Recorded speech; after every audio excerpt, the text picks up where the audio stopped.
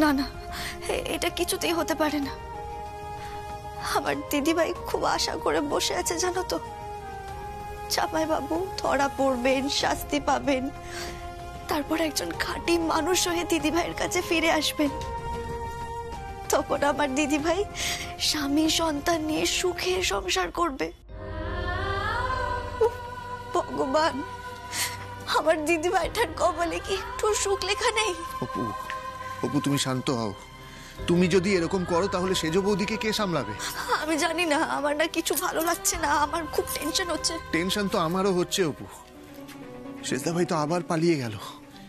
এভাবে পালিয়ে পালিয়ে ও কতদিন বাঁচতে পারবে বলো তো? কি খাবে? ও তো চিকিৎসাও হবে না ঠিক মতো। মনে হচ্ছে বেচারি মারা না যায়। না না না, এভাবে বলো না, এভাবে একদম বলো না। সব ঠিক হয়ে যাবে, দেখো জামাইবাবু একদিন ঠিক ধরা পড়বেন। এভাবে পালিয়ে পালিয়ে কতদিনই বা বাঁচবেন উনি? না না, উনি ঠিক ধরা পড়বেন। দীপু, আমি আসছি, ওই অনামিকার ব্যবস্থা করে আসছি আমি। কি ব্যবস্থা করবে তুমি ওই অনামিকার? ওরকম মহিলাকে না পুলিশের হাতে তুলে দেওয়া উচিত। পুলিশের হেফাজতটাই ওদের জন্য ঠিক জায়গা। একটা অন্যের বাচ্চাকে ভাড়া করে নিয়ে এসেছে নিজের স্বার্থ সিদ্ধির জন্য। এরকম মানুষ যদি বাইরে থাকে না অপু, সবার ক্ষতি করবে, কারোর কোনো ভালো করতে পারবে না। হ্যাঁ দীপু, তুমি একদম ঠিক বলেছো। ঠিক, আমি এটাই করব। ওই মহিলার শাস্তি পাওয়া দরকার। আমি ওকে পুলিশের হাতে তুলে দেব। আমি পুলিশের হাতে তুলে দেবই ওকে।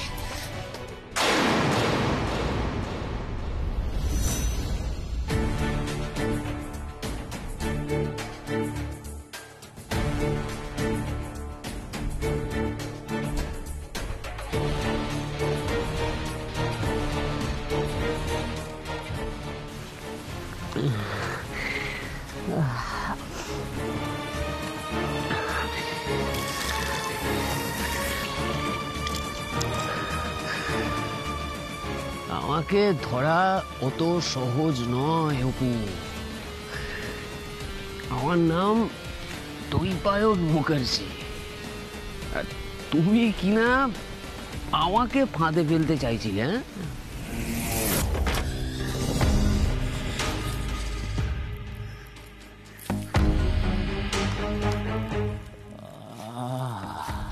কতদিন বাদে আমি নিজের টাকাগুলোকে হাতের মুঠোয় পেলাম। এবার বেশ কিছুদিন আমাকে একটু গা ঢাকা দিয়ে থাকতে হবে। আর ওইদিকে অনামিকা ওর কাজ সারবে। ওই ভাড়া করা বাচ্চাটার নামে অনাদি মুখুজ্জে তার সব সম্পত্তি লিখে দেবে, ব্যাস। তাহলেই কেল্লা ফতে। তারপর ওই সমস্ত সম্পত্তি আমার হবে।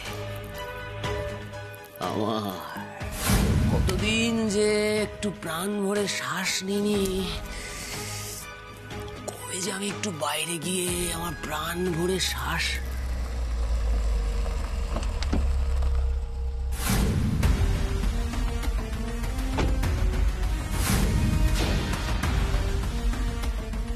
পুলিশ? তার মানে অপু হোটেলের ঘরে পুলিশ পাঠিয়েছে।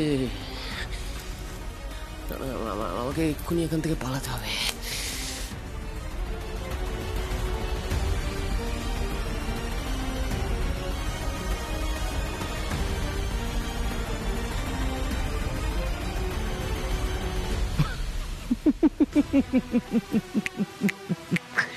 অপু, তুমি আমাকে যতই ফাঁদে ফেলতে চাও না কেন, যতই আমার বিরুদ্ধে শক্ত করে ফাঁদ পাতো না কেন, আমি ঠিক ওই ফাঁদ কেটে বেরিয়ে যাব।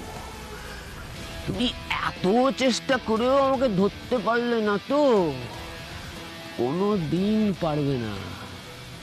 অপু, তুমি আমাকে যতই পুলিশের কাছে ধরিয়ে দিতে চাও না কেন, যতই আমাকে একেবারে ভেতর থেকে ভালো মানুষ করে তুলতে চাও না কেন, আমি হতে দেব না।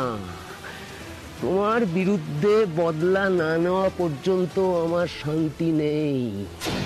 তোমার জীবনটা সবার আগে আমি শেষ করে দেব। তারপর যা হওয়ার হবে। তোমার চিন্তা নেই অপু, আমি আবার ফিরে আসবো। এই ছদ্মবেশ নিয়ে আমি আবার ফিরে আসবো।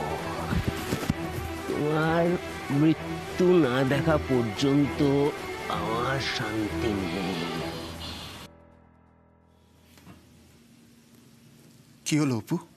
আমি জানি আমার দিদি ভাইয়ের মনের ভেতরটা ভেঙে চড়ে যাচ্ছে।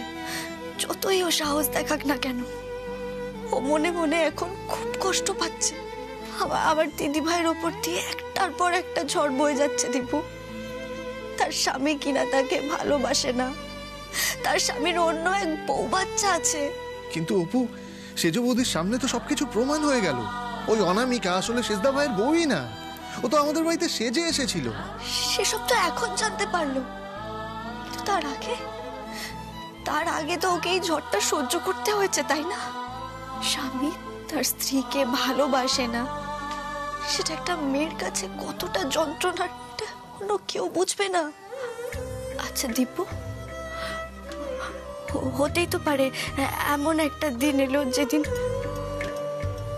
তোমার আর আমায় ভালো লাগলো না। এসব তুমি কি বলছো অপু? আমায় বলতে দাও। হতেই তো পারে এরকম একটা দিন এলো। আর মানুষের ইচ্ছে রুচি সব তো বদলাতেই থাকে। ঠিক সেরকমই ভালো লাগা ভালোবাসাও তো বদলে যায়, বলো? সেদিন কিন্তু আমার সরাসরি যা বলার বলো। কি যাতা বলছো তুমি অপু? আমি কি বলবো?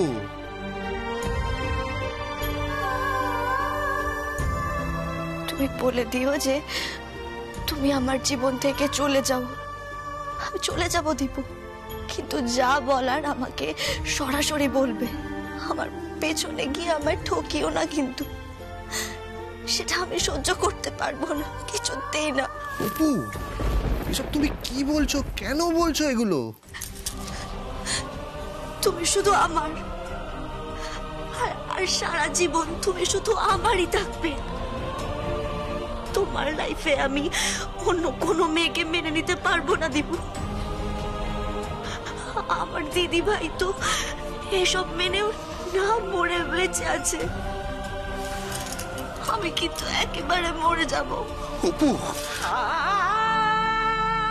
না অপু, আমি সারা জীবন শুধু তোমারই থাকবো।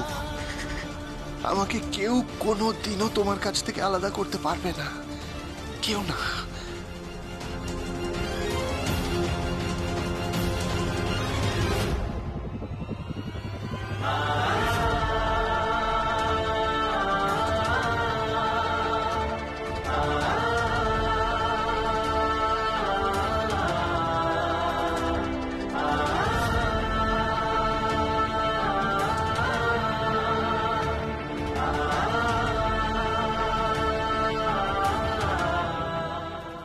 না রে, আমি কদিন থাকছি না, আর কবে ফিরবো সেটাও এক্স্যাক্টলি জানি না। আমি হালি শহরে যাচ্ছি। কি? হালি শহরে কে থাকে? হালি শহরে আমার প্রাণ ভোমরা থাকে। ঠিক আছে, আমি এখন রাখছি, আমাকে লাগেজটা গোছাতে হবে।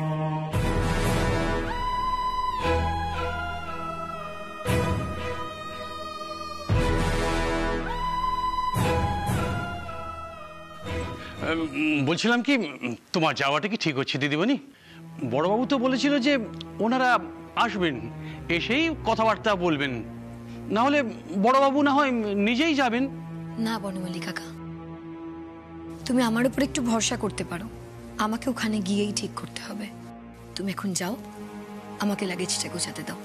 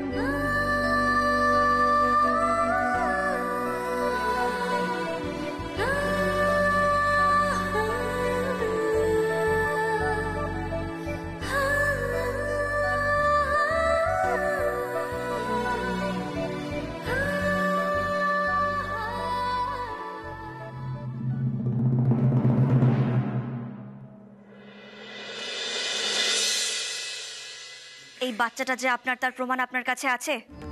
হ্যাঁ আছে, ও আমার বাচ্চা, হাসপাতালে জন্মেছে, আর ওর জন্মের সব কাগজপত্র আমার কাছে আছে। এভাবে কেউ নিজের বাচ্চাকে ভাড়া দেয়? কি করব মা, আমরা যে খুবই গরিব, আর ওকে ওকে ঠিক মতো খাওয়াতেও পারি না।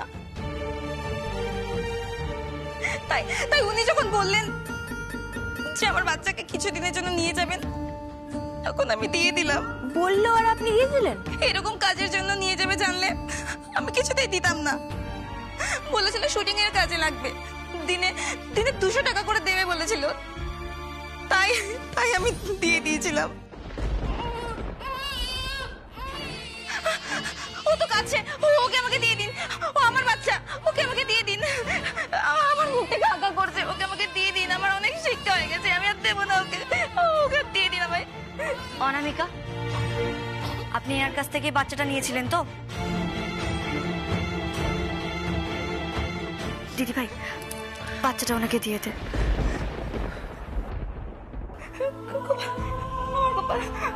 দিয়ে দিন, দয়া করে দিয়ে দিন।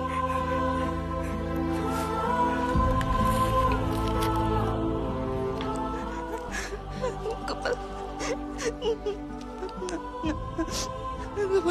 এই নিন, এই টাকাটা আপনি রাখুন। এটা দিয়ে আপনার ছেলের জন্য কিছু খাবার আর কিছু গরম জামা কাপড় কিনে দেবেন। আর আপনার ছেলের জন্য আমরা যেসব জামা কাপড় জিনিসপত্র কিনেছিলাম সেগুলো আপনি নিয়ে যান, ওর কাজে লাগবে।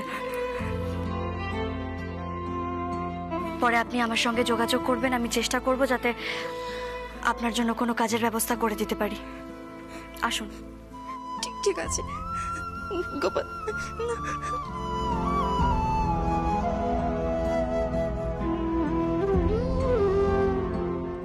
দেখলে অবলা, মুখার্জি বাড়ির সমস্ত সমস্যা, সমস্ত বিপদে ত্রাতার ভূমিকায় অবতীর্ণ হয় কে বলতো? একটাই উত্তর, আমার অপুমা।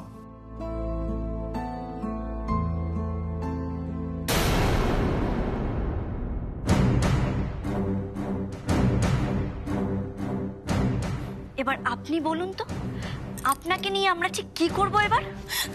ক্ষমা ক্ষমা করে দাও প্লিজ, আমায় ক্ষমা করে দাও। এত সহজে আপনাকে ক্ষমা করা যায়? আপনি একজন ক্রিমিনালকে সাপোর্ট করেছেন।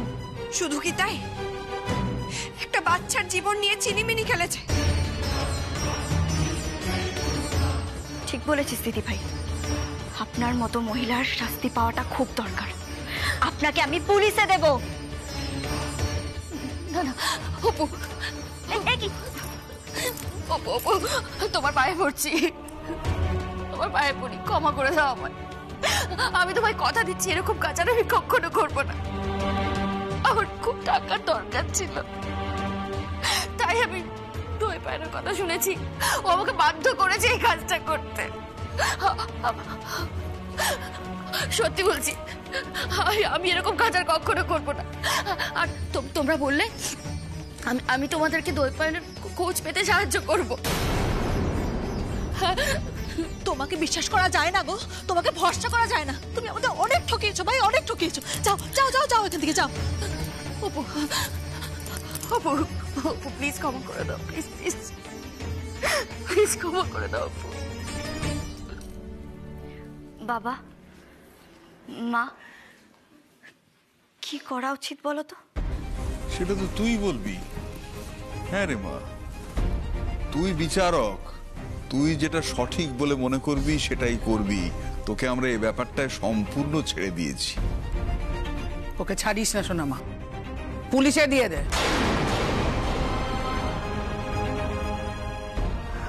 দেখো অবলা, বিচারের ভার যখন সোনামার ওপর ছেড়ে দিয়েছো, তখন ও যেটা ভালো বোঝে সেটাই ওকে করতে দাও না। যা মা, তুই বিচার কর।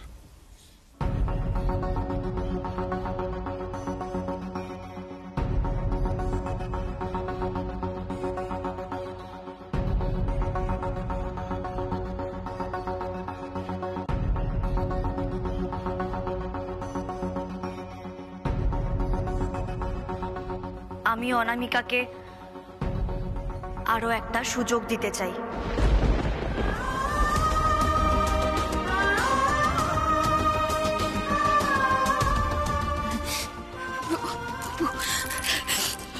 Thank you.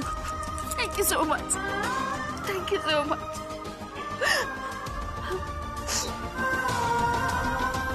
Thank you.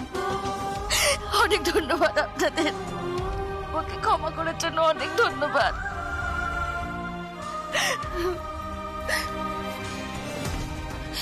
Apu, যাওয়ার আগে আমি একটা কথা বলে যেতে চাই। যদি কখনো কোনো সময় এই অনামিকাকে তোমাদের প্রয়োজন হয় জানিও, আমি চলে আসবো। Thank you.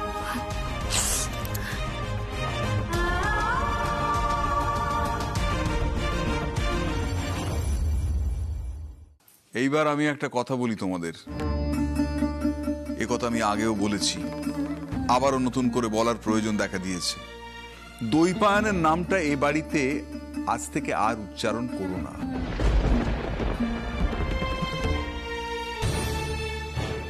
সেজ বৌমা, তোমার কাছে ক্ষমা চাওয়ার ভাষা আমার জানা নেই। যে ভরসা দিয়ে তোমাকে বাড়ির বউ করে নিয়ে এসেছিলাম সে সম্মান আমি রাখতে পারিনি। আমার কুলাঙ্গার পুত্র রাখতে দেয়নি। সেই কারণেই আমি আমার না দৈপায়ন মুখার্জিকে আমি তেজ্য পুত্র করতে বাধ্য হলাম। মা,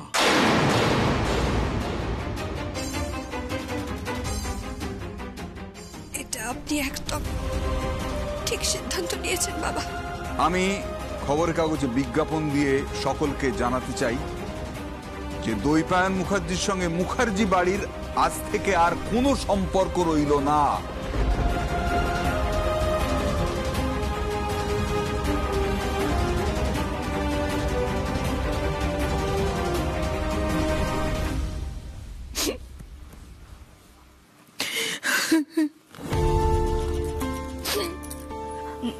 মা, মা তুমি কেঁদো না মা, একদম এভাবে কেঁদো না। তুমি দেখো, আমি একদিন না একদিন জামাইবাবুকে ঠিক সুস্থ স্বাভাবিক জীবনে ফিরিয়ে আনবো।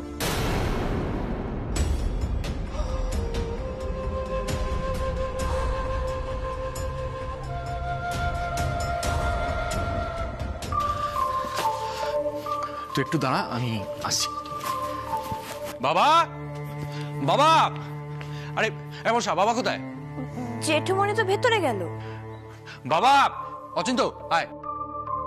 কি ব্যাপার রে? হ্যাঁ, কি হলো? অত বাবা, ও হচ্ছে অচিন্ত, আমার বন্ধু, বুঝলে? ও রিসেন্টলি এই হালি শহরে এই একখানা সিকিউরিটি সার্ভিস এজেন্সি খুলেছে, বুঝলে তো। আমাদের এখানে তো অনেক ফ্ল্যাটে বা বাড়িতেও এখন সিকিউরিটি গার্ড রাখা হচ্ছে। আমি ভাবছিলাম আমাদের বাড়িতেও যদি একটা সিকিউরিটি গার্ড রাখা হয়, মানে ধরো সকালে একজন থাকলো আর রাতে একজন থাকলো, কেমন হয়? হ্যাঁ, রাখলে তো মন্দ হয় না। যেভাবে বাড়ির মধ্যে লোকজন সব ঢুকে আসছে। হ্যাঁ, আজ দৈপায়ন আসছে, কাল হয়তো অন্য কেউ আসবে, তাই দুজন সিকিউরিটি গার্ড রেখে দেওয়ার ব্যবস্থা করাই ভালো। তাহলে কি মেসমশাই আজ রাত থেকে একজনকে বলে দিই? বলে দাও। আসছি তবে মেসমশাই। ঠিক আছে।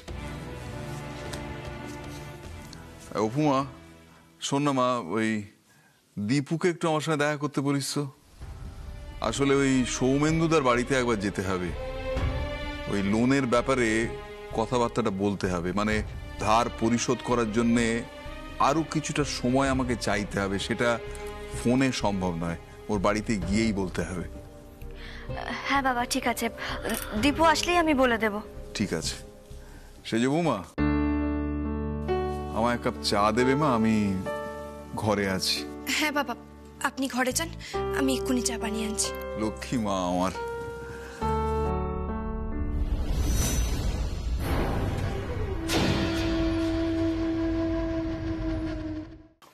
অপু, বলছি যে দীপু কোথায়? দীপু তো বেরিয়েছে। বাহ, খুব ভালো কাজ করেছে, বেরিয়েছে। বলছি কালকে কি মনে আছে তো? হ্যাঁ, কাল তো দীপু অ্যাসিস্ট্যান্টের বার্থডে। এই আমরা রাতের বেলা সেলিব্রেট করব না? এই অপু, বলছি কি আমি রাত্রেবেলা পায়েস বানিয়ে রাখি? হ্যাঁ ও মা, ও মামা, বলছি কি রাত্রেবেলা আমি পায়েসটা বানিয়ে রাখি? না, তোমরা কেকটা বানাও, আমি নিজে হাতে দীপুর জন্য পায়েস বানাবো।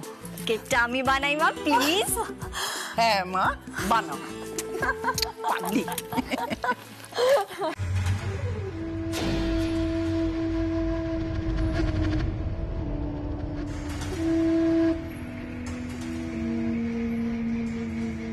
তাহলে বড় বৌদি, দীপু অ্যাসিস্ট্যান্টের জন্মদিনের কেকটা আমি বানাবো।